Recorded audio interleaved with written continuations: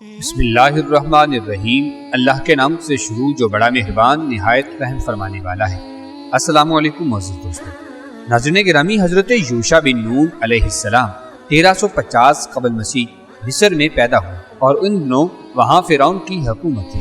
آپ علیہ السلام کا بنی اسرائیل سے تعلق تھا اور حضرت موسیٰ علیہ السلام کے خادم خاص تھے۔ چنانچہ ان کی حیات طیبہ کے واقعات میں آپ علیہ السلام کا بکثرت تذکرہ ملتا ہے۔ ناظرین گرامی، گو اللہ تعالیٰ نے قرآن مجید فرقان حمید میں آپ علیہ السلام کا بطور نبی ذکر فرمایا ہے اور نہ ہی کہیں آپ علیہ السلام کا نام آیا ہے۔ تاہم قرآن مجید کی سورہ کہف میں 2 جگہ حضرت موسیٰ کلیم اللہ علیہ السلام کے ایک نوجوان رفیق خاص کا ذکر ملتا ہے، اور صحیح بخاری شریف میں حضرت ابی بن کعب رضی اللہ تعالی عنہ سے روایت ہے کہ حضور نبی کریم صلی اللہ تعالی علیہ وسلم نے ارشاد فرمایا، وہ یوشع بن نون ہی ہیں۔ حضرت موسیٰ علیہ السلام اللہ تعالیٰ کے حکم سے بیت المقدس آزاد کروانے کے لیے قوم عمالقہ سے جہاد کرنے گئے تھے، تو بنی اسرائیل نے لڑنے سے انکار کر دیا تھا اور کہا، تم اور تمہارا پروردگار لڑیں، ہم تو یہیں بیٹھے ہیں۔ اللہ تعالیٰ نے اس سرکشی پر سزا کے طور پر انہیں صحرائے تیہا میں قید کر دیا تھا، جہاں سے صبح کے وقت سفر کا آغاز کرتے وہیں پر ہی شام کے وقت آ پہنچتے تھے۔ ایسے ہی وہ اس صحرا میں 40 سال تک بھٹکتے رہے اور منزل کو تلاش نہ کر سکے۔ حضرت موسیٰ کلیم اللہ علیہ السلام، جناب ہارون علیہ السلام اور حضرت یوشع بن نون بھی ان کے ساتھ تھے۔ بنی اسرائیل کے وہ تمام لوگ جنہوں نے جہاد سے انکار کیا تھا اس طویل عرصے میں مر چکے تھے۔ ایک دن اللہ تعالیٰ نے جناب موسیٰ علیہ السلام کو حکم دیا کہ بنی اسرائیل کے وہ 12 قبائل میں سے ہر قبیلے کا ایک نقیب مقرر کر دیں اور انہیں اپنے قبیلے کی قیادت، رہنمائی، جہاد کی تربیت اور دیگر معاملات کی ذمہ داری دے دیں۔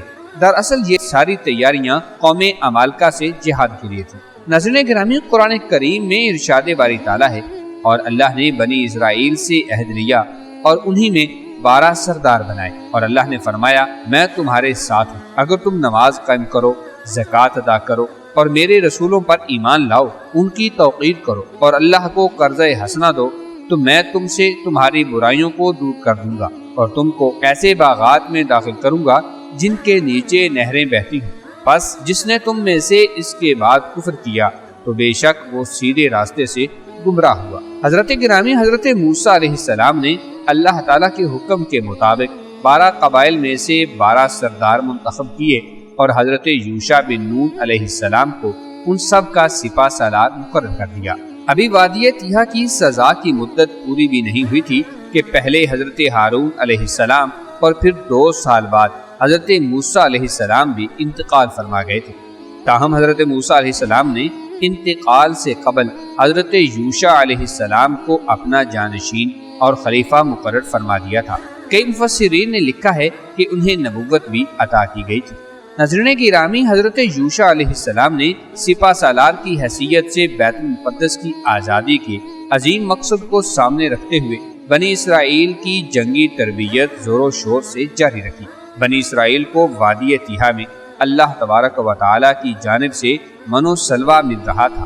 ان کی کوئی معاشی سرگرمی تو تھی نہیں، سو انہوں نے اپنا زیادہ تر وقت فن حرب سیکھنے میں صرف کیا اور جلد ہی جنگی داؤ پیچ میں مہارت حاصل کر لی تھی۔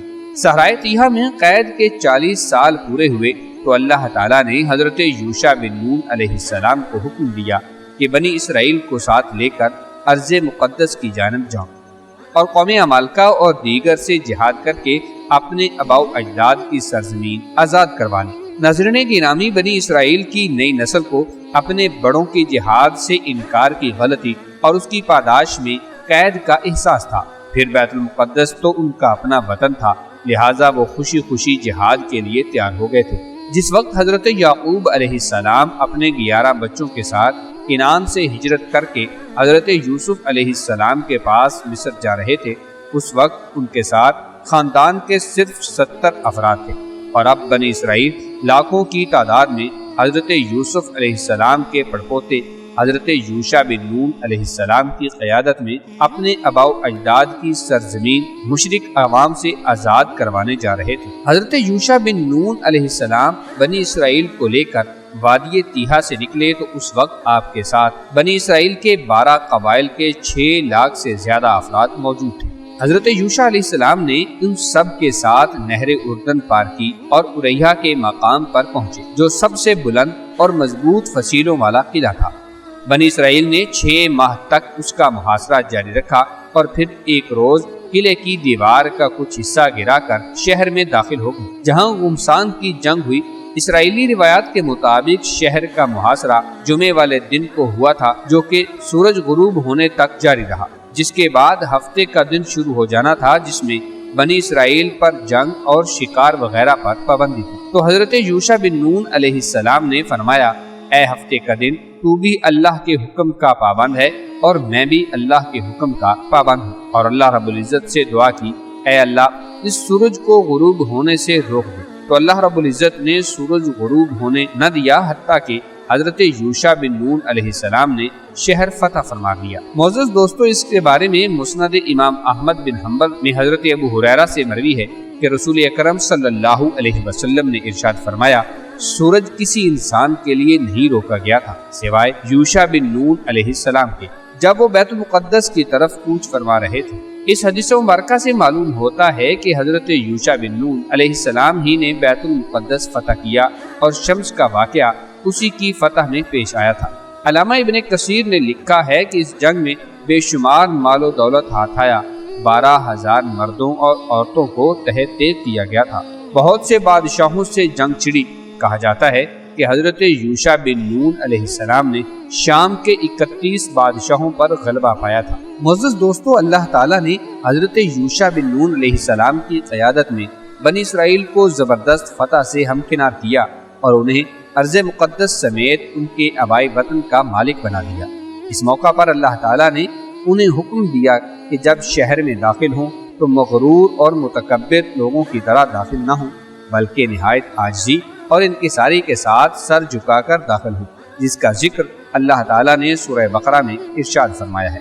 اور جب ہم نے کہا اس بستی میں داخل ہو جاؤ اور اس میں جہاں سے چاہو خوب کھاؤ پیو، اور دروازے میں سجدہ کرتے ہوئے داخل ہونا اور حتتن کہتے ہوئے جانا، یعنی اے اللہ ہمیں معاف فرما دے، تو ضرور ہم تمہارے گناہ معاف فرما دیں گے اور نیکی کرنے والوں کو اور زیادہ دیں گے۔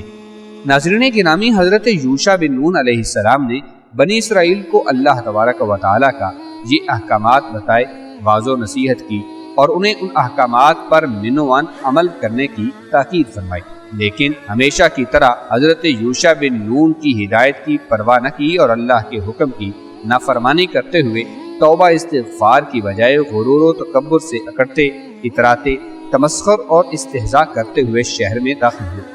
بنی اسرائیل کا ناشکرہ پن، غرور، سرکشی، بغاوت اور نافرمانی ایک بار پھر اللہ کی ناراضگی کا سبب بنا اور ان پر عذاب نازل کیا گیا۔ سورہ بقرہ میں اللہ رب العزت ارشاد فرماتے ہیں، پھر ان ظالموں نے اس بات کو جو ان سے کہی گئی تھی بدل ڈالا، ہم نے بھی ان ظالموں پر ان کے فسق و نافرمانی کی وجہ سے آسمانی عذاب نازل کیا تھا۔ ناظرین گرامی، دراصل جب کوئی قوم اخلاق و کردار کے لحاظ سے زوال پذیر ہو جائے، احکام الہیہ کا مذاق اڑانے لگے، غرور و تکبر، سرکشی و نافرمانی میں مبتلا ہو جائے، اپنے رسولوں کے احکامات ماننے سے انکار کر دے، تو پھر آسمانی عذاب کا آنا یقینی ہو جاتا ہے۔ بنی اسرائیل پر جو عذاب نازل ہوا وہ طاعون کی شکل میں تھا، جس میں 70,000 لوگ مارے گئے تھے۔ صحیح مسلم شریف کی ایک روایت ہے کہ نبی کریم صلی اللہ علیہ وآلہ وسلم نے فرمایا کہ طاعون اس رجز اور عذاب کا حصہ ہے جو تم سے پہلے بعض لوگوں پر نازل ہوا۔ تمہاری موجودگی میں کسی جگہ طاعون پھیل جائے تو وہاں سے مت نکلو، اور اگر کسی اور علاقے کے بارے میں تمہیں معلوم ہو کہ وہاں طاعون ہے تو وہاں مت جاؤ۔ ناظرین گرامی، ان افراد میں سے ایک جماعت جو حضرت یوشع بن نون علیہ السلام کی ہدایات پر عمل پیرا رہی، وہ طاعون کے مرض سے محفوظ رہی۔ حضرت یوشع بن نون علیہ السلام کو اللہ تعالیٰ نے عظیم کامیابیوں سے ہمکنار فرمایا تھا۔ بنی اسرائیل کا ارض مقدس پر قبضہ مستحکم ہو گیا اور وہ اس میں امن و اطمینان سے رہنے لگے، تو اللہ تعالیٰ نے حضرت یوشع بن نون علیہ السلام کو اپنے پاس بلا لیا۔ اس وقت ان کی عمر 127 سال تھی۔ آپ حضرت موسیٰ علیہ السلام کے بعد 27 سال زندہ رہے۔